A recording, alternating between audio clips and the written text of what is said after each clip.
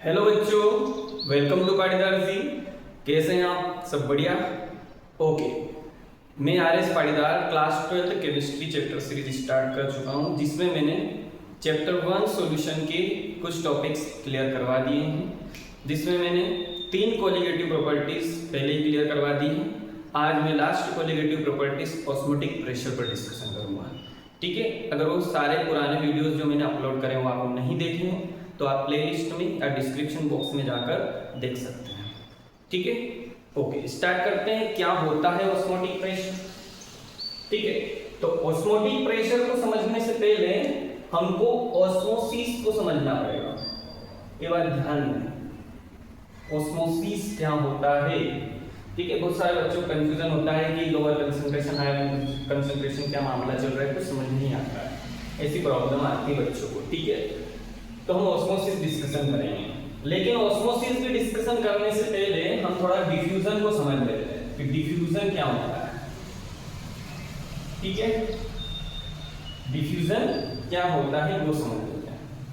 ठीक है, तो देखना यहाँ पर मैं एक डायग्राम ड्रॉ करता हूँ। यहाँ पर ये कंटेनर है, ठीक है, और इसमें मैंने यहाँ पर एक मेम्ब्रेन लगा दी। ओके, ये मेम्ब्रेन थोड़ी सी सस्ती वाली है। ओके, एकदम सस्ती वाली मेम्ब्रेन है ना, कम खर्चे वाली।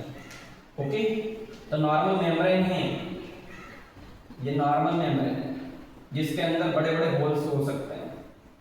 ठीक है, सस्ती वाली बड़े बड़े होल हो सकते हैं इसमें। ठीक है, ओके, अब मैंने इस साइड में सॉल्यूशन 1 लिया, इसमें सॉल्यूशन 2 लिया। ओके, और इधर साइड के कंसंट्रेशन को C1 बोलूंगा, इधर के कंसंट्रेशन को C2 बोलूंगा। अब इधर जो सॉल्यूशन लिया उसमें सोल्यूट की अमाउंट ज्यादा है और इधर सॉल्वेंट की अमाउंट ज्यादा है, तो सोल्यूट की अमाउंट इधर ज्यादा होगा, उधर का कंसंट्रेशन ज्यादा होता है, और सॉल्यूशन का कंसंट्रेशन इधर सोल्यूट की अमाउंट ज्यादा है उधर होगा, तो C1 का कंसंट्रेशन ज्यादा है, C2 का कंसंट्रेशन ज्यादा है। तो अब होगा क्या, इधर जो सॉल्वेंट के पार्टिकल्स होंगे वो ज्यादा रहेंगे, इधर सोल्यूट के पार्टिकल्स ज्यादा रहेंगे, तो इधर से इधर सॉल्वेंट के पार्टिकल आएंगे और इधर से इधर जाते हुए सोल्यूट के पार्टिकल दिखेंगे आपको। ठीक है, इधर क्या है, सोल्यूट है, ठीक है, और इधर सॉल्वेंट। ओके, अब ऐसा नहीं है कि सोल्यूट के पार्टिकल इधर से इधर ही जाएंगे, इधर से इधर नहीं आ सकते, क्योंकि ये तो होल है बड़े से, है ना, यहाँ पे बड़े बड़े होल है, आसानी से इसके अंदर सोल्यूट के पार्टिकल्स इधर भी जा सकते हैं, इधर भी वापस आ सकते हैं, ऐसे ही सॉल्वेंट के पार्टिकल इधर जा रहे हैं उधर भी जा सकते हैं। ठीक है, तो दोनों साइड जा सकते हैं, लेकिन नेट मूवमेंट इधर से सॉल्वेंट की इधर साइड ज्यादा होने वाली, इधर से इधर सॉल्वेंट ज्यादा जाएगा, क्योंकि इधर सॉल्वेंट का अमाउंट ज्यादा है, तो नेट मूवमेंट इधर होगा इसका। ऐसे ही सोल्यूट का भी नेट मूवमेंट उस डायरेक्शन में होगा। ठीक है, तो क्या होता है डिफ्यूजन, चलो डेफिनेशन लिख देते हैं। नेट है ना, net movement of any substance, net movement of any substance from the region of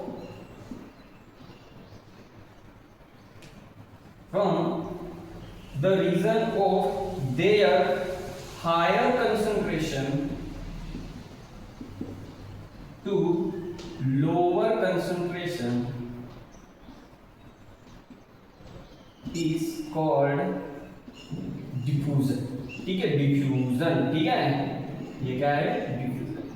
क्या बोल रहा है, नेट मूवमेंट है किसी भी सब्सटेंस की, चाहे वो सॉल्वेंट हो या सोल्यूट, ठीक है, वह कहां पर होगी, from the region of their higher concentration to lower concentration. जैसे यहाँ पे सॉल्वेंट का इधर हायर कंसंट्रेशन था, इधर लोअर कंसंट्रेशन था, मूवमेंट, नेट मूवमेंट इधर हो रही है।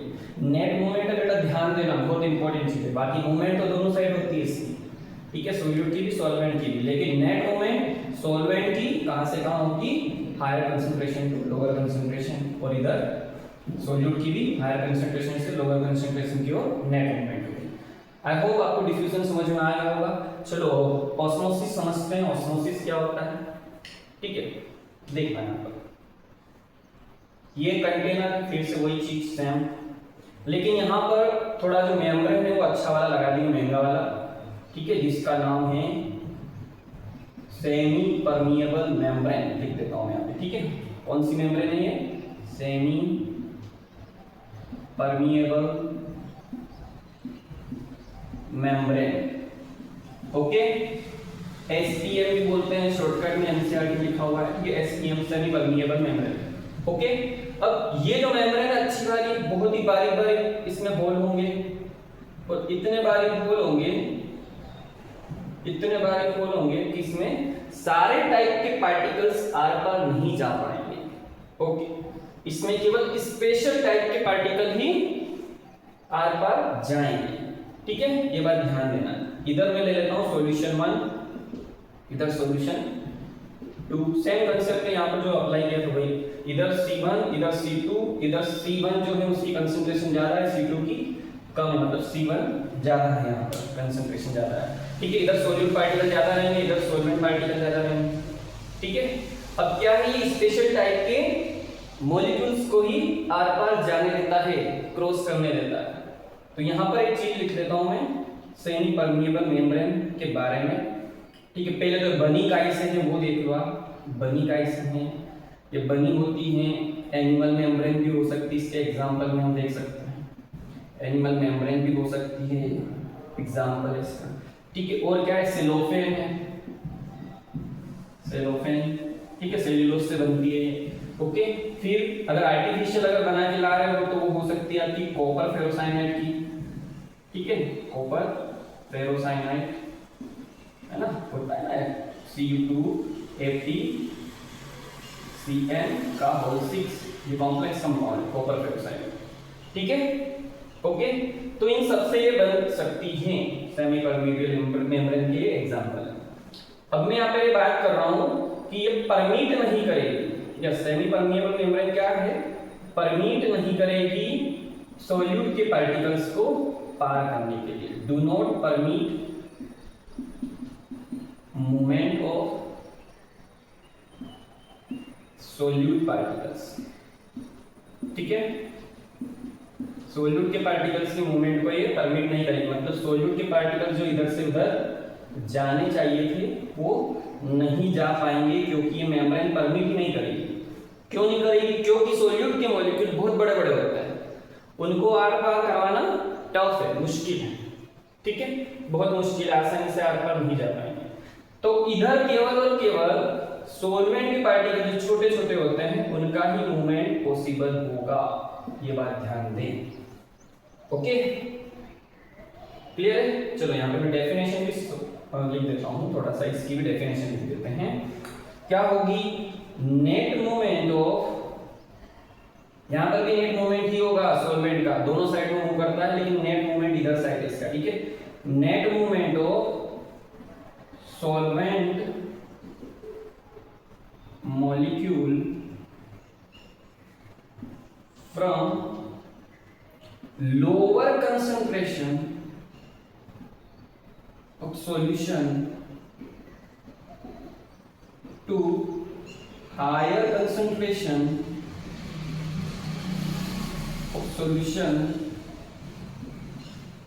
through semi permeable membrane. बहुत इंपॉर्टेंट लाइन है, सेमी परमिएबल मेम्ब्रेन लिखना पड़ेगा, इसके थ्रू ही होता है ट्रांसपोर्ट, वही ऑस्मोसिस है, ठीक है। Semi permeable membrane is called osmosis, ठीक है, क्लियर है, समझ में आया। देखो ध्यान से, नेट मूवमेंट है जो सॉल्वेंट का, वो सॉल्यूशन के लोअर कंसंट्रेशन से सॉल्यूशन के, ये लोअर है ना, सॉल्यूशन के हायर कंसंट्रेशन की ओर मूवमेंट होगा, ठीक है। नेट मूवमेंट है सॉल्वेंट का, वो lower concentration to higher concentration की ओर होगा, और किसके through, SPM semi permeable membrane के थ्रू होने वाला है, ठीक है। एग्जांपल में आप देख सकते हैं, जो ड्राई रेजिन होती है, क्या होती है ड्राई रेजिन, सूखी सूखी किशमिश है, वो आपने देखी होगी, सूखी किशमिश होती है, ठीक है। तो जो किशमिश जो होती है ना, वो क्या करते हैं, आप जब पानी में डालते हो तो क्या करती है, फूल जाती है ना। तो उसमें क्या हुआ कि ड्राई सरफेस है वो पूरी, अंदर वाटर के मॉलिक्यूल नहीं होंगे, सॉल्वेंट अंदर नहीं रहेगा, तो जब भी आप देखेंगे तो उसके अंदर कंसंट्रेशन क्या रहेगी, सोल्यूट की ज़्यादा रहेगी। तो जब भी आप उसको पानी में डालेंगे तो पानी की कंसंट्रेशन बाहर ज़्यादा है तो सब पानी उस किशमिश की मेम्ब्रेन के थ्रू अंदर आएगा। तो किशमिश की मेम्ब्रेन वहाँ पर सेमी परमिएबल मेम्ब्रेन का वर्क करती है और वाटर के मॉलिक्यूल बाहर से किशमिश के अंदर आते रहते हैं और कंटिन्यूसली क्या होता है, किशमिश खुलती रहती है, ऐसा होता है। ठीक है, तो वहां पर ऑस्मोसिस का ही कॉन्सेप्ट लग रहा है। ओके ठीक है, आप एक और एग्जांपल देख सकते हैं, जो सलाद होती है, सलाद खीरे की, ठीक है, तो उसमें क्या है, आप खीरे को कट कर करके क्या करते हो, रखते हो, उसके बाद में ऊपर क्या करते हो, नमक छिड़क देते हो, ठीक है, सोल्ट छिड़क देते हो। उसके बाद में आप देखते हो कि उसके अंदर का पानी नीचे आ जाता है। क्यों? क्योंकि वो जो नमक है, नमक की कंसंट्रेशन बाहर ज्यादा हो गई, अंदर खीरे के अंदर वाटर की कंसंट्रेशन ज्यादा हो गई, इसलिए वाटर की जहां पर हायर कंसंट्रेशन है वहां से लोअर कंसंट्रेशन की ओर वो आना चाहेगा। यानी फिर यूं बोल सकते हैं, सॉल्यूशन की जहां पर लोअर कंसंट्रेशन है खीरे के अंदर, वहां से वो हायर कंसंट्रेशन की ओर आना चाहेगा। तो आपको ध्यान रखना है, सॉल्यूशन की लोअर कंसंट्रेशन है और वहां से हायर कंसंट्रेशन की ओर सॉल्वेंट के मॉलिक्यूल मूव कर रहे हैं, यही है ऑस्मोसिस। दिमाग में बिठा लेना, क्लियर है? ठीक है, आप नोट कर लें, मैं ऑस्मोटिक प्रेशर को क्लियर करवा देता हूं।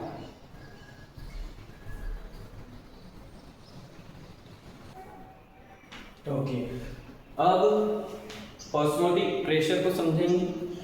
देखो क्या बोल रहा है, the movement of solvent molecules from solvent to solution can be stopped by applying some extra pressure over solution side. चलिए देखिए, पहले यहाँ पर मैं कुछ चीज डायग्राम ड्रॉ कर रहा हूँ जिसमें कुछ चीज अलग करेंगे, जो पहले कर रहे थे उससे एकदम अलग लगेगी।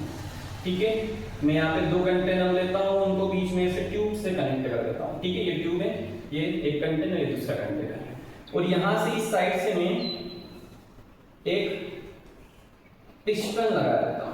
एक पिस्टन है, ठीक है, पिस्टन क्या है, ये पिस्टन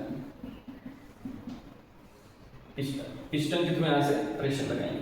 ठीक है, अब होगा क्या, इधर पूरी तरह सॉल्यूशन लेंगे, है ना, और इधर सॉल्वेंट ले लेंगे, प्योर सॉल्वेंट, तो इधर कंसंट्रेशन हाई हो जाएगा, इधर लो हो जाएगा। और हाँ, यहाँ बीच में सेमी परमिएबल मेम्ब्रेन SPM जरूर लगाना है। ठीक है, क्या लगाना है यहाँ पर, SPM।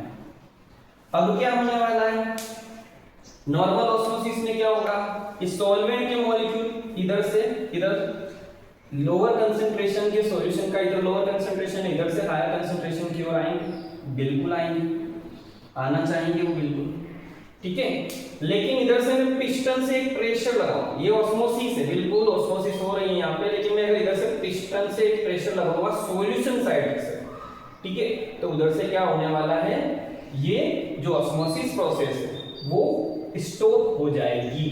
क्या बोल रहा है, ध्यान से समझें यहाँ पे, the movement of solvent molecules, समझ रहे हैं, ये मूवमेंट ऑफ सॉल्वेंट मॉलिक्यूल्स, ठीक है, from solvent to solution, from solvent to solution can be stopped by, यहां पर हम स्टॉप कर रहे हैं, applying some extra pressure over solution side, solution की साइड से एक एक्स्ट्रा प्रेशर अप्लाई कर रहे हैं पिस्टन के थ्रू, उसके द्वारा क्या होगा, इसका ऑस्मोसिस प्रोसेस, ये मूवमेंट है, ये रुक जाएगा, स्टॉप हो जाएगा। ठीक है, अब ये जो एक्सेस ऑफ एक्स्ट्रा प्रेशर है, ये जो प्रेशर हमने लगाया है, यही आपका ऑस्मोटिक प्रेशर होगा। It is represented by pi, इसको पाई से रिप्रेजेंट करते हैं। ठीक है, किससे, पाई से। ओके, किससे करेंगे, पाई से, ये ध्यान दे, पाई, ये ऑस्मोटिक प्रेशर को डिनोट करने का तरीका है। ओके, तो ये चीज क्लियर हुई। ऐसा आप कहां पर देख सकते हैं और कहां देख सकते हैं, बिल्कुल आप देखेंगे खीरे में। ठीक है, खीरे में क्या करते हैं अपन, खीरा है, इधर ही समझ लो, इधर खीरा है ना, ये खीरे की स्लाइस है। ठीक है, आपने छोटे छोटे टुकड़े बना दिए खीरे के। ठीक है, अब मैंने क्या किया, उस पे डाल दिया नमक। ठीक है, तो मैं नीचे ले लेते हैं, है ना, अंदर वहां पे मजा नहीं आएगा। ये खीरे की स्लाइस है, ठीक है, इसको मैंने कटोरी में रख लिया और इस पे मैंने डाल दिया ऊपर से सॉल्ट, तो यहाँ पे ये सॉल्ट होगा इसके ऊपर। तो अब आप समझ रहे होंगे, खीरे के अंदर वाटर की कंसंट्रेशन ज्यादा है, यानी कि सॉल्यूशन की कंसंट्रेशन कम होगी, और खीरे के बाहर नमक डाल दिया इसलिए वहां पर सॉल्यूशन की कंसंट्रेशन हाई होगी। तो बाहर कंसंट्रेशन हाई है, अंदर कंसंट्रेशन लो है, तो lower concentration of solution to higher concentration of solution solvent molecule यानी वाटर के मॉलिक्यूल मूव करेंगे और खीरे के अंदर का पानी बाहर आ जाएगा। आपने देखा होगा, ठीक है, आपने बिल्कुल ये देखा होगा। आप देखते होंगे जब सलाद को आप क्या करते हैं, खीरे की सलाद को कटोरी में रखते हैं, उस पर नमक डाल देते हैं, तो धीरे धीरे कुछ समय बाद में उसका पानी नीचे आ जाता है, वो ऑस्मोसिस के थ्रू होता है, ठीक है। और अगर मैं कुछ ऐसा सिस्टम से कुछ प्रेशर वेशर या फिर किसी और चीज से ऐसा कुछ प्रेशर अप्लाई कर दूं जिसकी वजह से ऑस्मोसिस प्रोसेस रुक जाए, तो वही होगा आपका ऑस्मोटिक प्रेशर, ठीक है। समझने की बात है, ये नमक डाला आपने, नमक ने पानी को बुलाया बाहर कि बेटा बाहर आओ, ठीक है, और ऑस्मोटिक प्रेशर बोल रहा है रुको भाई, आप जहां हो वहीं रहो, ठीक है। नमक बाहर बुला रहा है ना, और ऑस्मोटिक प्रेशर बोल रहा है रुको भाई, कहां जा रहे हो, वहीं रुको, ठीक है। तो यहाँ पर ऑस्मोटिक प्रेशर ऑस्मोसिस को रोकेगा, ये समझना है। अब एक्सपेरिमेंटली कुछ देखा गया है, osmotic pressure is directly proportional to molarity and temperature. क्या बोल रहा है, ऑस्मोटिक प्रेशर जो होता है वो मोलरिटी यानी कैपिटल एम और कैपिटल टी यानी टेम्परेचर के क्या होगा, डायरेक्टली प्रोपोर्शनल होगा। अब इक्वेशन 1 इक्वेशन 2 दे दूं, दोनों सिमिलर हैं, दोनों में पाई जी की बात हो रही, पाई जी डायरेक्टली प्रोपोर्शनल होगा एम और टी के, तो आप यहाँ पर दोनों इक्वेशन के अकॉर्डिंग एक नया फॉर्मूला बना सकते हैं, pi is directly proportional to M T, दोनों डायरेक्टली प्रोपोर्शनल, ठीक है। अब डायरेक्टली प्रोपोर्शनल का साइन हटेगा तो यहाँ पर कांस्टेंट आएगा आर, ठीक है, M as it is R और बीच यहाँ पे साइड में आ जाएगा टी, ये टी बचा है। अब ये आर क्या है, व्हाट इज आर, आर है सॉल्यूशन कांस्टेंट, ओके, ये यहाँ पे सॉल्यूशन का एक कांस्टेंट आएगा, इसकी वैल्यू गैस कांस्टेंट के इक्वल होती है, ये बात ध्यान दें, गैस कांस्टेंट की वैल्यू जो रहेगी ना वही इसकी वैल्यू होती है, ठीक है, 0.0821, ठीक है, ये इसकी वैल्यू फिक्स रहेगी,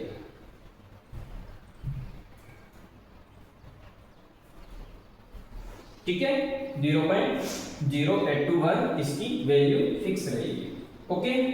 अब m क्या है, मोलरिटी है, t क्या है, टेम्परेचर, टेम्परेचर को आपको केल्विन में ही लेना है, t क्या है, टेम्परेचर, टेम्परेचर आपका केल्विन में ही आएगा, ठीक है, टेम्परेचर जो आएगा वो केल्विन में आएगा, के, ठीक है। अब यहाँ पर क्या बचा है, मोलरिटी, मोलरिटी तो मोल पर लीटर, ठीक है, मोल पर लीटर में ही आती है, वो तो फिक्स है। अब पाई क्या है, प्रेशर, अब पाई जो होता है प्रेशर, उसको आप ऑस्मोटिक प्रेशर बोल रहे हैं, ऑस्मोटिक प्रेशर, ये ज्यादातर तो आपको एटीएम में ही लेना होता है, ठीक है, एटीएम में ही लेना है, कोई दिक्कत नहीं, लेकिन कई बार इसको क्या है एटीएम के अलावा अदर यूनिट में दे देता है, तो आपको ये ध्यान रखना है 1 एटीएम इज इक्वल टू 0.987 बार होता है, ठीक है, या फिर 1.01 into 10 to the power 5 pascal होता है, या फिर 1 एटीएम इक्वल होता है 1.01 into 10 to the power 5 Newton पर मीटर स्क्वायर, ठीक है। अगर mmHg में भी देखना चाहो तो 1 ATM is equal to 760 mmHg, तो कैसे भी आपको दिया जाए पाई की वैल्यूज न्यूमेरिकल्स में आपको इस टाइप से फाइंड कर लेनी है, ठीक है, क्लियर, ओके। अब यहाँ पर एक चीज है, मोलरिटी होती क्या है, number of moles of solute and by upon volume of solution, यही होती है, और ये क्या है, आर और टी। अब एक बात है यहाँ पर, ये जो आर की वैल्यू है गैस कांस्टेंट कैसे आया, तो आपने 11th में आइडियल गैस का एक इक्वेशन पढ़ा होगा, क्या पढ़ा था आपने पढ़ा होगा, मैं यहाँ पर लिख देता हूँ, यहाँ पर लिख देता हूँ, ठीक है, PV is equal to nRT, ठीक है, थोड़ा इसको ध्यान से देखें, ये P नहीं, ये पाई क्या प्रेशर है, ये ऑस्मोटिक प्रेशर है, लिक्विड, वो गैस में था, गैस में क्या था, नॉर्मल प्रेशर, पार्शियल प्रेशर, ठीक है, P प्रेशर नॉर्मल प्रेशर है और पाई क्या है, ऑस्मोटिक प्रेशर। अब आप इसको और अच्छे से अरेंज करें तो पाई और ये V ऊपर ले आए और NBRT, अब देखो ध्यान से, ये इक्वेशन इसके मैच खा रही है, ये इससे मैच खा रही है, ठीक है, मैच हो रही है, इसलिए यहाँ पर जो R की वैल्यू गैस कांस्टेंट के इक्वल होती है, बस यहाँ पर डिफरेंस है, ये गैस के लिए है, ये लिक्विड के लिए है, ठीक है, तो ये मैं मिटा देता हूँ, केवल आपको फील करवाना चाहता था कि गैस कांस्टेंट के इक्वल कैसे आया। ओके क्लियर है। तो अब आप यहाँ पर n की भी वैल्यूज यहाँ पे पुट कर सकते हो। Pi is equal to n क्या होगा आपका WB mass upon molar mass, WB upon MB upon V into RT। ठीक है, अब मैं यहाँ पे थोड़ा सा रफ कर रहा हूँ, आप नोट कर लें, मेरे को यहाँ पे लिखना है। ठीक है, मैं यहाँ पे रफ कर देता हूँ।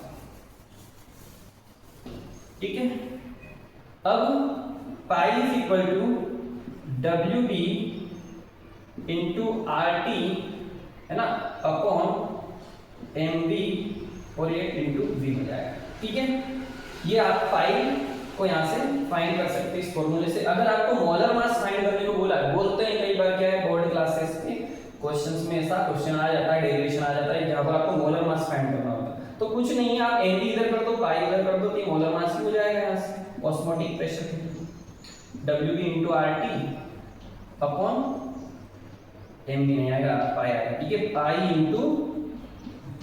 ठीक है, तो ये आपका जो फाइनल है मोलर मास फाइंड करने का फॉर्मूला है बाय ऑस्मोटिक प्रेशर। ठीक है, तो आप इसको नोट कर लें। मैं यहाँ पर एक और प्रोसेस समझाने वाला हूँ, रिवर्स ऑस्मोसिस, आप नोट कर लो इसको। ठीक है,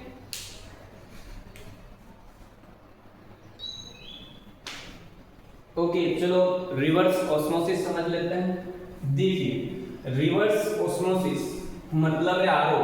ठीक है, घर में यूज करते हैं कैंट आरओ। ठीक है, कैंट आरओ देता है शुद्ध पानी, वही वाला आरओ है। ठीक है, यस आरओ। ठीक है, होता है क्या समझना है यहाँ पर रिवर्स ऑस्मोसिस होता है क्या, when the pressure applied on the solution side. ठीक है, देखना थोड़ा सा डायग्रामेटिक हम क्लियर करेंगे। ये क्या है, डायग्राम है हमारा जो भी मैंने बनाया था ऑस्मोटिक प्रेशर के लिए।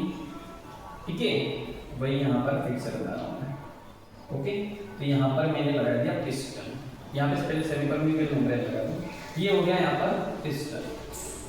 ठीक है, ये क्या है पिस्टन। अब हम वही जो चीज देख रहे थे, यहाँ पर हाई कंसंट्रेशन रहेगा, यहाँ पर लो कंसंट्रेशन रहेगा, यानी इधर सॉल्यूशन की अमाउंट ज्यादा रहेगी, इधर पूरा तरह से सॉल्वेंट ही रहेगा, प्योर सॉल्वेंट। ठीक है, ऐसा। और ये क्या है आपकी SPM, वही सारी चीजें। ठीक है, अब क्या बोल रहा है, प्रेशर अप्लाइड कर रहे हैं सॉल्यूशन साइड से।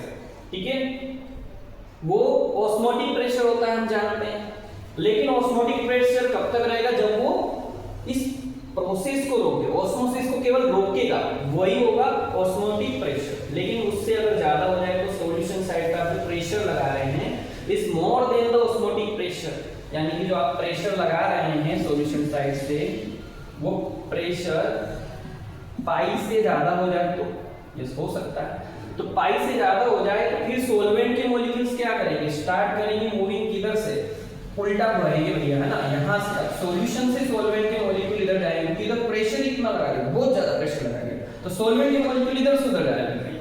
सॉल्वेंट इधर भी होगा बेटा, सॉल्यूशन में भी सॉल्वेंट होता है, कंफ्यूजन ना रखना। ओके, लेकिन वो कंसंट्रेशन कम होने की वजह से इधर मूवमेंट, नेट मूवमेंट नहीं देखने को मिलती है। लेकिन मैंने अगर पिस्टन से एक्स्ट्रा प्रेशर लगा दिया, पाई से भी ज्यादा प्रेशर लगा दिया, तो इनकी मूवमेंट उल्टी होने लग जाएगी, यानी कि ये higher concentration to pure solvent यानी कि लोअर कंसंट्रेशन की ओर फ्लो करेंगे through semi permeable membrane, semi permeable membrane के थ्रू ऐसा होने लगेगा। कहाँ होता है, आप घर में कैंट आरओ यूज करते हैं, आरओ वाटर। ठीक है, कौन सा आरओ, उसमें क्या करते हैं, यहाँ पर आप डर्टी वाटर यूज कर लो। ठीक है, खराब पानी होता है थोड़ा सा, उसको यूज कर लो, उसको इस टैंक में रख देना, इधर से पिस्टन से प्रेशर लगाना है, सेमी परमिएबल मेम्ब्रेन होगी, उधर क्या होगा, दूसरा कंटेनर होगा जिसमें प्योर सॉल्वेंट होगा। ठीक है, तो आप इधर से प्रेशर लगाएंगे तो होने क्या वाला है, इसके अंदर की प्योर सॉल्वेंट मॉलिक्यूल, अच्छा पानी उधर चला जाएगा, तो इधर आ जाएगा आपका प्योर वाटर। ठीक है, तो रिवर्स ऑस्मोसिस आपको समझ में आया, आरओ का कॉन्सेप्ट समझ में आया।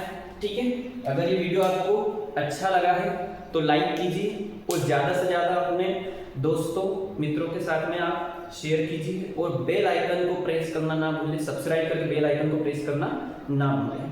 ठीक है, और मैं नेक्स्ट वीडियो में आपको ऑस्मोटिक प्रेशर के न्यूमेरिकल भी करवाऊंगा। ठीक है, जिसमें आपको बहुत ही अच्छे लेवल के न्यूमेरिकल करवाए जाएंगे, तो आप वो वीडियो भी देखना। ठीक है। ओके बाय, मिलते हैं नेक्स्ट वीडियो में, तब तक के लिए गुड बाय।